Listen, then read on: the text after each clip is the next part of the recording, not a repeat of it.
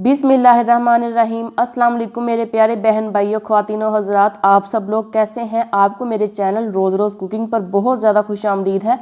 रमज़ान मुबारक के लिए रोज़ेदारों के लिए ख़ास तोहफ़ा लेकर आई हूँ। उनके लिए ताकत की चाबी लेकर आई हूँ, जिसको आप लोगों ने पकड़ लेना है और उसको इस्तेमाल करना है। अल्हम्दुलिल्लाह सिर्फ एक चम्मच के इस्तेमाल से आपकी दिन भर की जो थकन होगी, कमज़ोरी होगी रोज़ा रखकर, वो दूर हो जाएगी और अजर तो आपको मिलेगा अल्लाह ताला की तरफ से, मगर आपको ये कमज़ोरी भी दूर हो जाएगी जो आपको महसूस हो रही होगी। तो चलें बिस्मिल्लाह कर लेते हैं, रेसिपी को बनाना स्टार्ट करते हैं। चटनी मज़ेदार खुबानी और आलू बुखारा की है। तो यहाँ पर मैंने ली है खुबानी 150 ग्राम, यानी कि एक प्याली ली है भरकर खुबानी, फ्रेश ली है सूखी हुई। तो यहाँ पर मैंने लिया है आलू बुखारा, वो भी 150 ग्राम है, तकरीबन एक प्याली ये भी है। तो कोशिश करें कि लाइट कलर का आलू बुखारा लें। एक डार्क कलर का आता है, मगर आपने ये लाइट कलर का लेना है, यानी कि हल्के रंग का।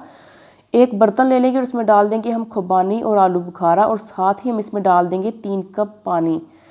तो फ्लेम यहाँ पर नीचे मैंने तेज़ की हुई है ताकि पानी के अंदर एक उबाला आ जाए। जब उबाला आ जाएगा तो हम फ्लेम को दरमियानी से हल्की आंच पर कर देंगे, और जब हम इसको अच्छे तरीके से मिक्स कर लेंगे तो ऊपर ढक्कन लगा देंगे, और 15 मिनट पकाने के बाद हम देखेंगे कि ये फूली है कि नहीं। अल्हम्दुलिल्लाह रेसिपी इतनी मज़ेदार है, रोज़ेदारों के लिए बहुत ही चटखारेदार सी रेसिपी है। समोसे पकोड़े कचौरी के साथ आप इसको एंजॉय कर सकते हैं, बहुत ही मज़ेदार लगती है ये। आप इसको वैसे भी खा सकते हैं। अल्हम्दुलिल्लाह सब समोसे पकोड़े कचौरी छोड़ देंगे और उस चटनी को खाने लगेंगे चम्मच की मदद से। तो यहाँ पर देखिए अल्हम्दुलिल्लाह खुबानी और आलू बुखारे का साइज़ जो है वो एकदम फूल चुका है, बड़ा हो चुका है। आधा छोटा चम्मच इस पॉइंट पर हम इसमें डाल देंगे काला नमक।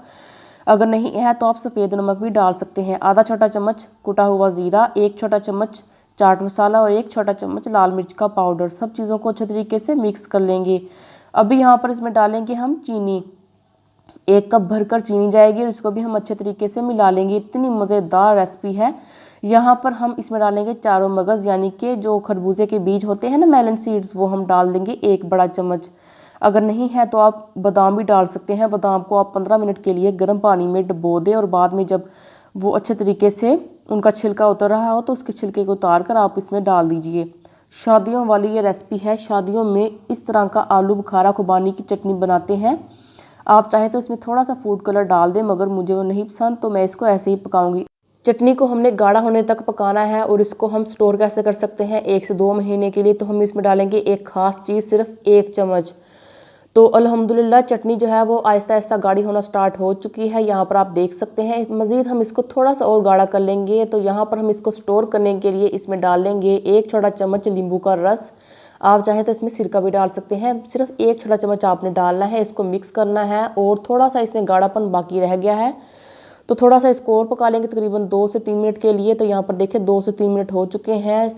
चटनी की जो कंसिस्टेंसी है मैं आपको अभी दिखाती हूँ। तो यहाँ पर देखें, चीनी डाली थी ना हमने, तो ये चाशनी बन चुकी है। तो चाशनी देखें गाढ़ी हो चुकी है। तो बस इस पॉइंट पर हमने कर देना है फ्लेम को बंद। तो चलें इसको सर्व कर सकते हैं एक खूबसूरत सी प्लेट में। तो अल्हम्दुलिल्लाह माशाल्लाह अल्हम्दुलिल्लाह रेसिपी बहुत ही मज़ेदार सी तैयार हो चुकी है। रोज़ेदारों के लिए, मेरे प्यारे बहन भाइयों के लिए ख़ास तोहफ़ा लेकर आई हूँ। तो आपने इस मौके से फ़ायदा उठाना है, और इसको आप पूरा रमज़ान जब तक चाहे इस्तेमाल कर सकते हैं। किसी भी एयर टाइट डब्बे में भरकर रख सकते हैं। रोज़ेदारों के लिए ये बनाकर दें उनको, उनकी ताकत सिर्फ 1 चम्मच से ही पूरी हो जाएगी। तो अल्हम्दुलिल्लाह मेरी प्यारी सी यूट्यूब फैमिली रेसिपी कैसी लगी है प्लीज़ मुझे बताइएगा। अपना बहुत सारा ख्याल रखिएगा। मेरे चैनल को कर दीजिएगा सब्सक्राइब। अल्लाह हाफिज़।